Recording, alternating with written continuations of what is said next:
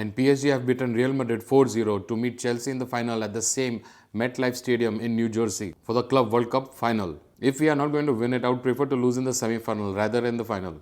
But it's just in the matter and how it happens. This was a final before the final for majority of the public. If you see the starting lineup, Asensio had started for Hoyson, who was suspended, and Mbappe started with Trent being injured. That made Valverde to take the right back position, with Tchouaméni finally finding his defensive role in the midfield. Arda Güler and Jude finishing the midfield. And in this 4-3-3 formation, Mbappe, Gonzalo Garcia and Vini completing the forward lineup. It was for the first time Mbappe and Gonzalo starting together. This semi-final was between two teams, one in fine form, Paris, and the other, Real Madrid, who are finding their form. Real Madrid started in some style with Bellingham's flicks and Mbappe's back flicks. And that was all about what Madrid had to show. Even the crowd was supporting Madrid, whistling PSG with every time they had the possession of the ball. And it took them just 6 minutes to silence everything. Asensio receives the ball in the D but couldn't control it. Dembele takes advantage of him and Courtois brings him down but spills the ball to Fabian Ruiz, who nails it for 1-0. The defense and keeper had fall over here. Everyone are shocked. The crowd is now silent. And Courtois lucky to get away without a booking. In the very next move, Vini passes a great ball from the right, but it was too far for Gonzalo. And then of all, Rudiger can't control the ball and advantage taken by Dembele again. And he scores another goal. It is only 9 minutes and it is 2-0.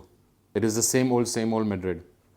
I don't know what, Madrid with so much experience, why were they so nervous? And why were they trying too hard? It was the same shaky Madrid of the Clásicos. When you try too hard and you are under pressure, you become stiff and you make silly mistakes. But by the 9th minute, when you're 2-0 down in a semi-final, it's going to be impossible to come back. And Paris not even playing in top gear. The coach's reaction brings Tchouaméni back into the defense, from a 3-man defense to a 4-man defense and now 5-man defense. And it's only the 10th minute, leaving our midfield fully exposed, and now we are waiting for counter-attacks. In the next 12 minutes, Paris were happy to keep position and were waiting for what Real Madrid had to offer. And the 5-man defense brought Vini and Gonzalo into the midfield, leaving only Mbappe at top. Mbappe did have a solo run but was outnumbered by Paris. And in the 23rd minute, Paris takes advantage of space left behind by Madrid. One touch passes and Paris breaks into the counter. Fabian Ruiz takes care of Valverde and scores the third. It's only up to Paris how much damage they want to incur. The fault, same old Madrid. But we have to go easy on Alonso. It's just been 38 days that he's taken charge of Madrid. From 24th minute onwards, Paris are happy to keep control of the ball and slow down the game, thinking about the final. And Madrid thinking about damage control only and just sitting back. And that's how the first half ended. The first half just showed where we are and where we need to go. Be it making big names sit on the bench or do whatever. We know it's going to take time, but this is what it is. Second half started in the similar fashion. Paris holding the ball, given instruction by the coach, just don't do anything silly. And on the other hand, Madrid also the same. Shell-shocked, stiff, not doing anything, sitting back, damage control. In the 63rd minute, Modric comes to play his last game for Madrid and Militao came on for Asensio and Brahim for Vini Jr., who had a 0 game. Next, in the 70th minute, Carvajal comes on for Gonzalo. And just after 2 minutes, he gets booked for a high ball for stopping Barcola. Welcome back, Carvajal. And it seems in the 80th minute, Alonso has given up on the match and brings on Lucas Vazquez in a nice gesture to give him a run in the final game for Madrid.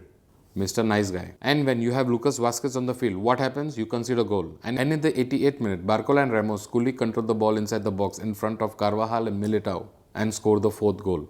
This 4th goal shows the difference between the two sides. Real Madrid trying too hard and becoming stiff, and Paris playing with no pressure and are so smooth. The 4th goal also, it was the same old Madrid, even with Carvajal Militao involved. Even the referee had pity on Madrid and didn't add any extra time, and on the 90th minute blew the final whistle.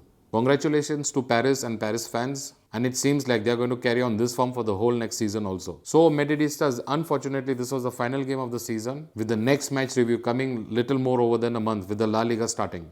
Till then, we'll keep you updated with news and a few memes. I'm Hitesh Joshi and thank you for watching Footballusee. Hala Madrid.